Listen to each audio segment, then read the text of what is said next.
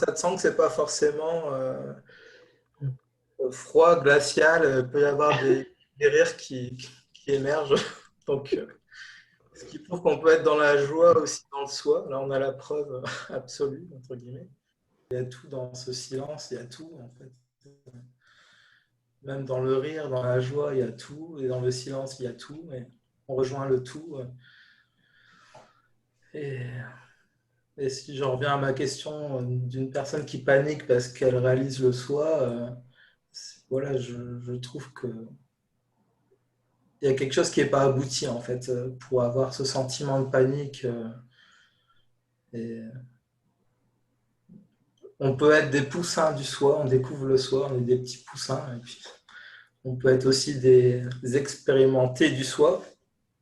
Et, je suis ici parce que je me sens comme un jeune poussin devant Destine et, et je sens ta force aussi, ta joie, ta force et ton assise aussi. Tu une assise incroyable, vraiment.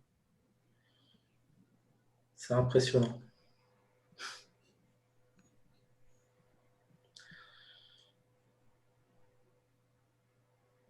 Je souffle parce que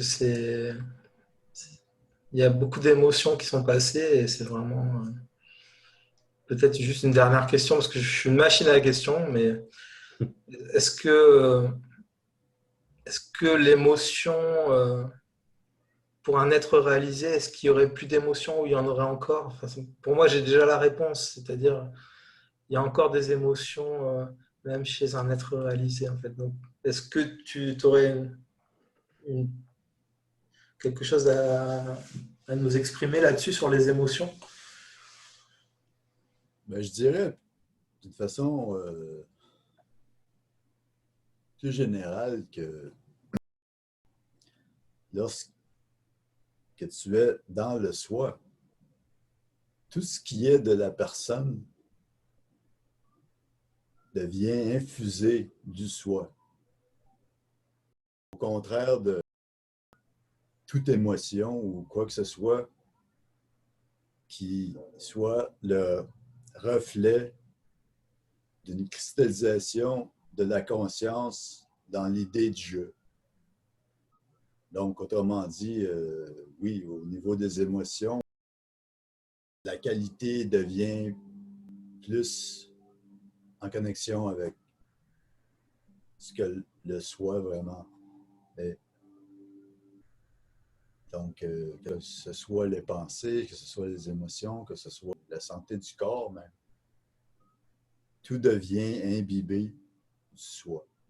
Maintenant, des expressions pures de ce soi. Je ne dirais pas qu'il y a plus d'émotions ou moins d'émotions. La comparaison ne même plus, je dirais. Tu pourrais dire que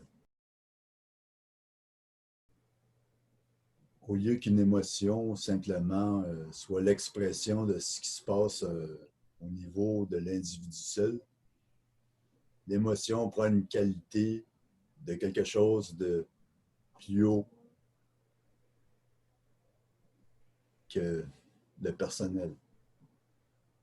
L'émotion devient une expression de la divinité inhérente au soi. L'émotion exprime la qualité intrinsèque du soi, plutôt que de simplement se limiter à l'individu. L'individu identifié à la fausse idée de lui-même.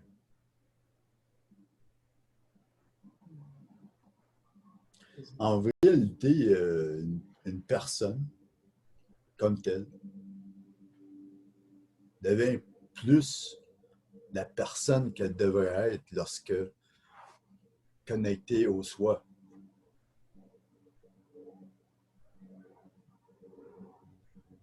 Lorsque la connexion avec le soi n'est pas, l'individu, en fait, n'est plus lui-même.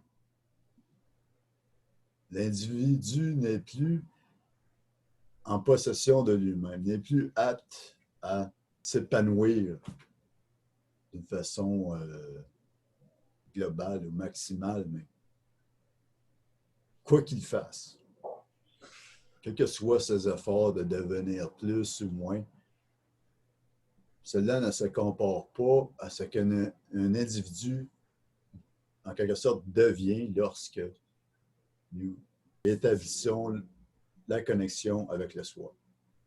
À ce moment-là, l'individu devient une expression de l'infinité, de l'interdimensionnalité même du soi. Autant que la personne devient beaucoup plus qu'elle-même, autant que l'humilité prend le dessus sur l'intérêt de la personne. L'humilité, le détachement,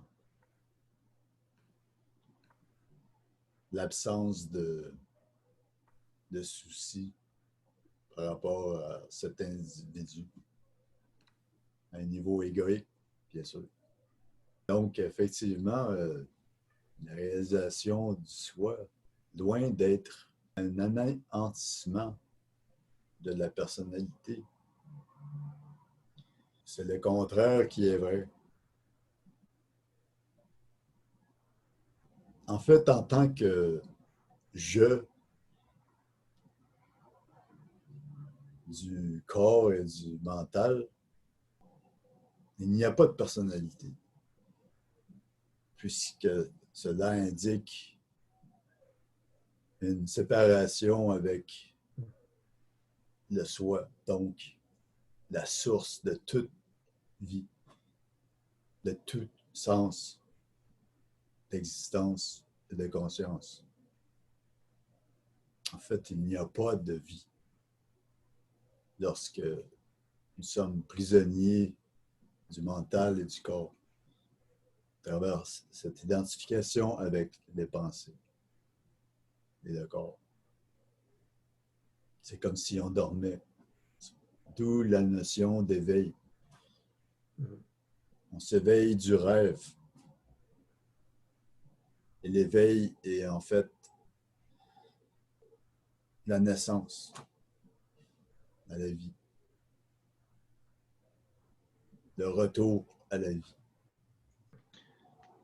Quand on est bébé, par exemple, on est l'expression du soi, complètement, parce qu'il n'y a pas encore les pensées, tout ça, on n'a pas conscience du monde qui est à l'extérieur. On le voit en fait, mais on le voit tel qu'il est. Comme tout à l'heure, tu disais, quand on voit un arbre, si on voit l'arbre en dehors de la définition qu'on s'en fait, on voit réellement l'arbre en fait.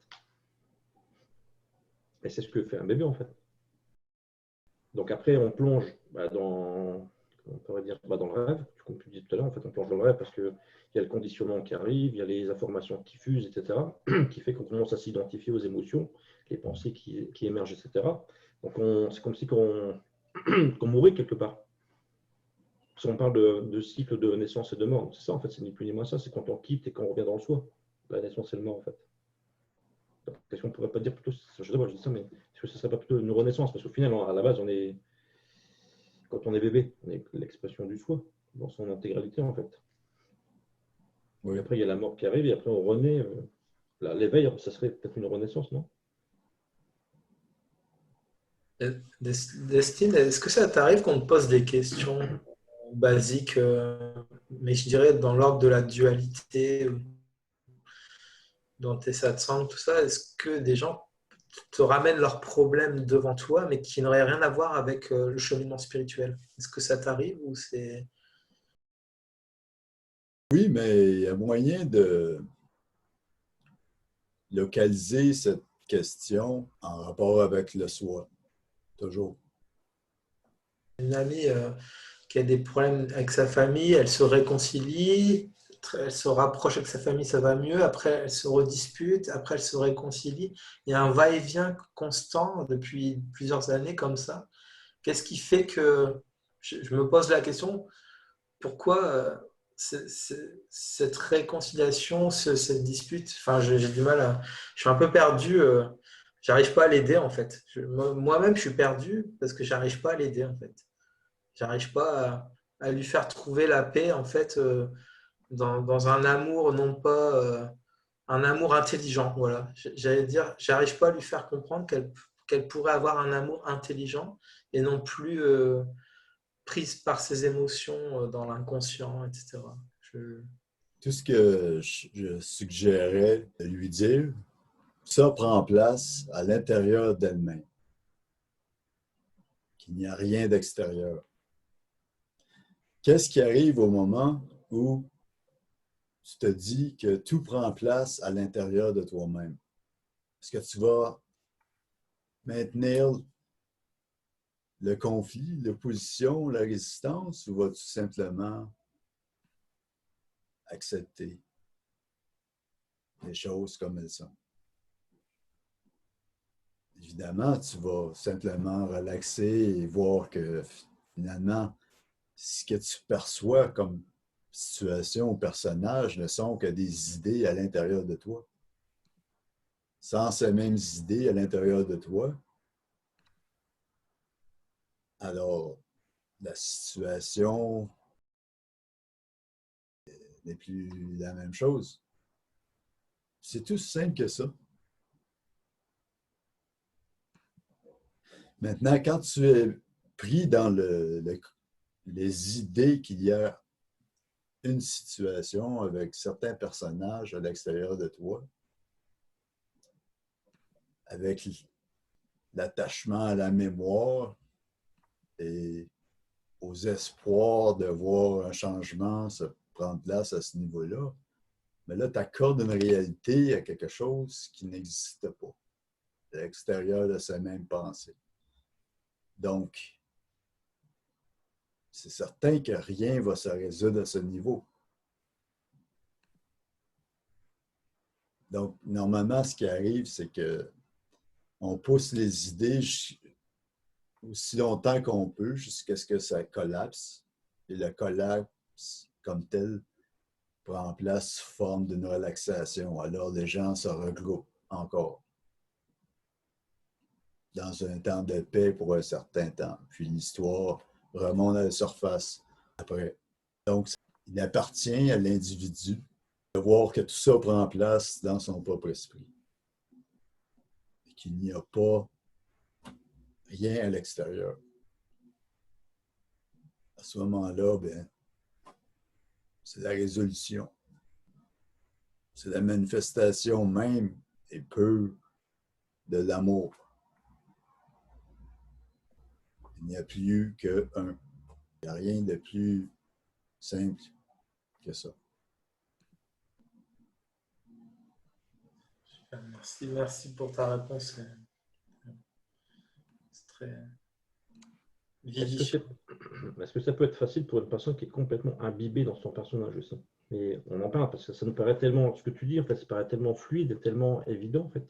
Et pour une personne qui est complètement absorbée, en fait, qui ne peut même pas comprendre qu'il y a une autre réalité que son personnage, en fait.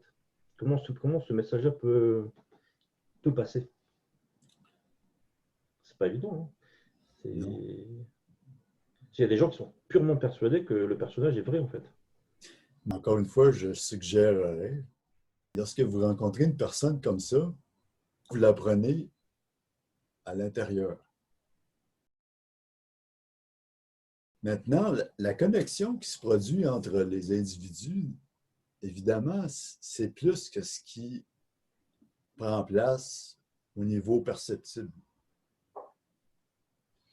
En réalité, la conscience, qui est une, se voit à travers différents visages et se reconnaît elle-même. Donc, plus tu es capable de demeurer dans la conscience, plus la personne trouve la possibilité de se reconnaître aussi dans le soi. C'est ce que tu partages. Donc, la personne comme telle a toutes les possibilités de aussi reconnaître le soi en elle. Puis cette personne va sentir ce qui se passe avec toi, sans qu'elle puisse nécessairement le savoir à un niveau mental. Possiblement pas. Mais quelque chose à l'intérieur a été planté. Une graine de la conscience a été semée dans cette personne. Et cette graine va maturer en son temps.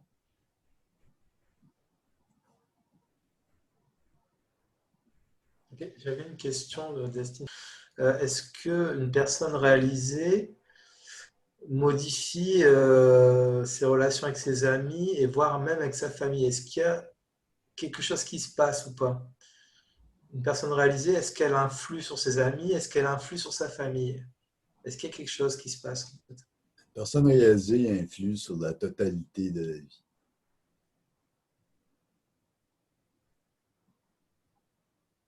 Puisque dans le soi, il n'y a pas d'autre. Donc, en étant le soi, tu deviens l'autre. L'autre devient le soi. Donc, c'est la meilleure façon d'aider l'environnement, d'aider les autres. Si il y a des autres.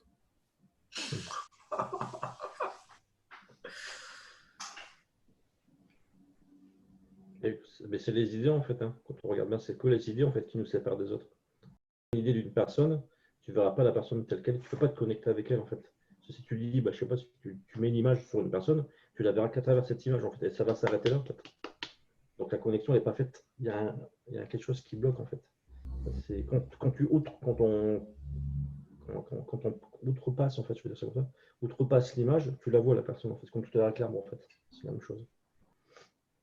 Et par exemple, une personne réalisée qui côtoie une personne ancrée dans la dualité, dans l'ego, etc., dans la revanche peut-être narcissique ou je ne sais quoi, mais comment on peut réagir, comment la personne réalisée, elle rentre en interaction avec une personne qui est totalement imbriquée dans une forme de dualité, de souffrance, dans un corps de souffrance, comme dirait Eckhart Tolle.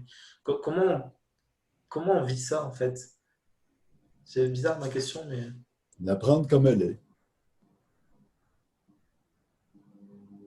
Mais il faut réaliser que, aussi étrange que ça puisse apparaître, puisqu'il n'y a que le soi, toute personne apparemment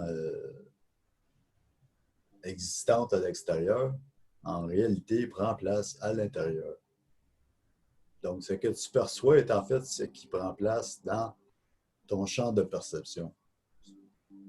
C'est-à-dire que ça prend place en toi. Donc, si à l'intérieur de toi, tu acceptes ce qui est, comme c'est, à ce moment-là, il n'y a pas de problème. Ouais. Mais, ceci dit, ça ne veut pas dire que tu ne sois pas amené à faire ou dire des choses d'une façon ou d'une autre en relation avec ce qui se passe. Ça ne veut pas dire que tu vas rester passif, que tu ne vas rien dire ou agir d'une façon ou d'une autre. Non, ce qui va prendre place de la meilleure façon. Que ce soit au niveau de ce que tu vas dire ou faire.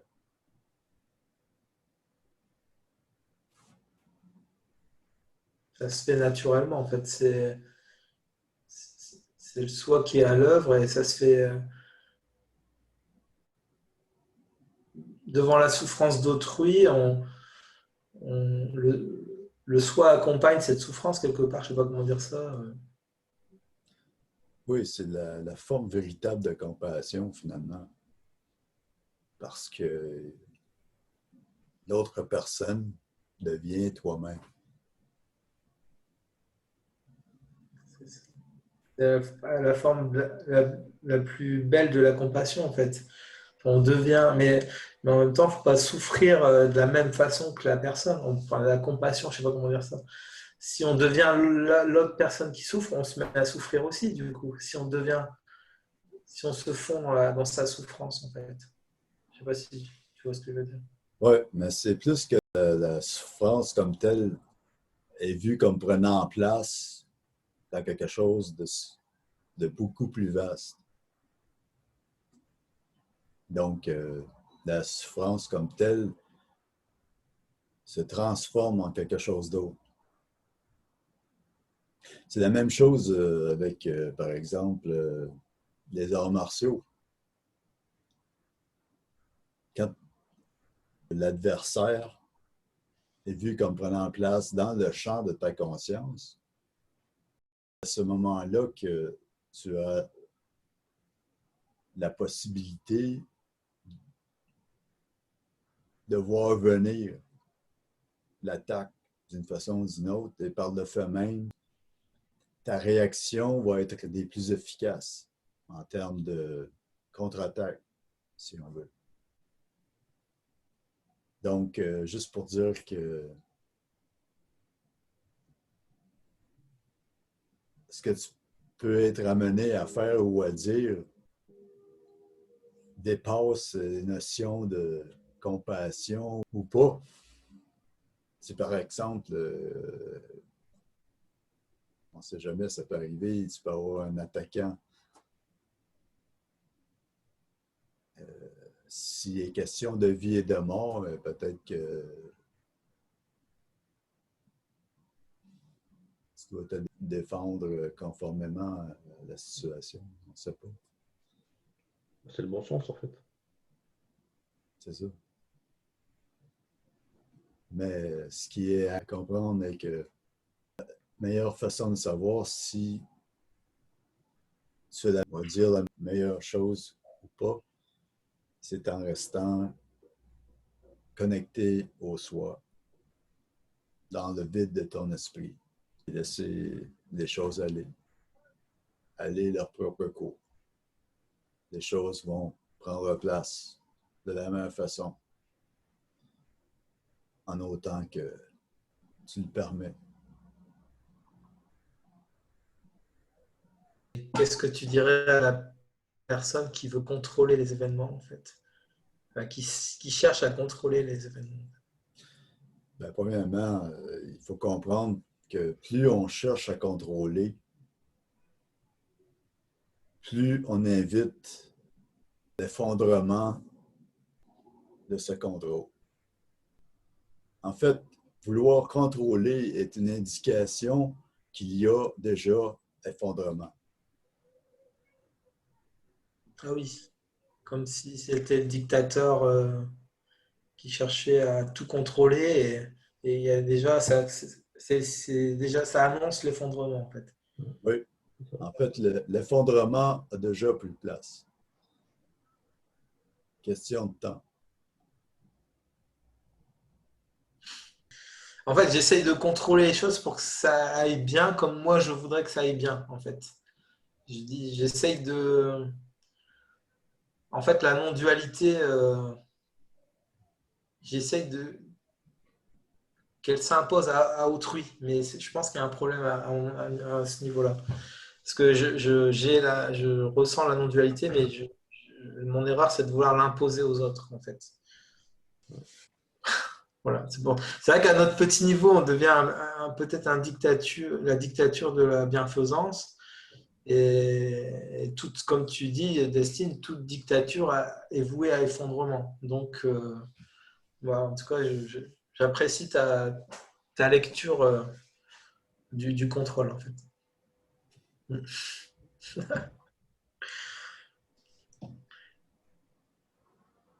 On pourrait dire que déjà tout est déjà en harmonie. Tu vois? Donc que tu ailles dans le plus, que tu essaies de changer les choses dans le plus ou même dans le moins, tu vas perturber cette harmonie-là en fait. Donc forcément, on pourrait dire la force en fait, le soi en fait, qui est déjà l'harmonie en fait, va rétablir les choses. Et si tu te poses à ce qui est, tu vas automatiquement subir en fait compte les conséquences de ton acte. Parce que tu as voulu empêcher les choses de se faire parce qu'elles devaient se faire. Donc forcément, comme tu es l'acteur, tu as voulu devenir l'acteur, tu as voulu devenir celui qui a voulu changer les choses, bah forcément, c'est toi qui subis les choses en retour en fait. Mais les choses, elles se font quand même. Ça, c'est ce que, comment dire, comment on pourrait dire ça? Les choses, si les choses doivent se faire, elles se feront avec ou sans ton consentement. En gros. Il y a forcément, comme tu as dit, Destine au début de la vie du satsang, qui est quelque chose qui nous dépasse, un plan divinatoire qui est en marche et que le mental ne peut pas appréhender, en fait. C'est presque magique, quoi. Enfin, c'est pas le bon mot, la magie, mais il y a quelque chose de bienveillant qui est en marche et on n'a pas accès à tout. On n'a pas accès le mental ne peut pas comprendre ce plan, en fait. Je trouve que c'est merveilleux dans ton livre. On ressent ce mystère. Et je pense qu'il y a beaucoup de mystère aussi dans le soi, aussi. Même la manière d'y accéder, certains parlent de la grâce, etc. Il y a quelque chose de mystérieux dans tout ça. Et c'est très beau aussi. Mais ton livre, il connecte en fait. Hein. C'est systématique. Hein. C'est ce que disait tout à l'heure Benoît. En fait, quand tu lis ton livre, on le vit en fait le soir. On se l'imagine même pas en fait, parce que les mots, ils arrivent. Enfin, comment je pourrais expliquer? Moi, c'est en fait, en tout cas, c'est comme ça que je l'avais vécu quand j'avais lu comme ça. C'est que on lit en fait, on lit les mots, etc. Mais en fait, ça s'imprègne et ça fait l'expérience, elle devient vivante en fait. C'est ça qui, pour ça, j'en avais parlé à Benoît, je dis ce livre-là, il faut absolument que tu le lises. Et vraiment. Et ce que je voulais dire, en fait, c'est qu'il faut être prêt, quelque part, à le lire ton livre. Si quelqu'un qui connaît pas, qui n'est pas dans la dualité, enfin, qui n'a pas au moins commencé en fait, à s'intéresser à la dualité, ça va paraître un peu barbare. Mais quand tu es, bien dans le chemin, en fait, quand tu dis le truc, c'est tellement. Je ne sais pas comment expliquer. L'expérience, elle devient vivante, en fait.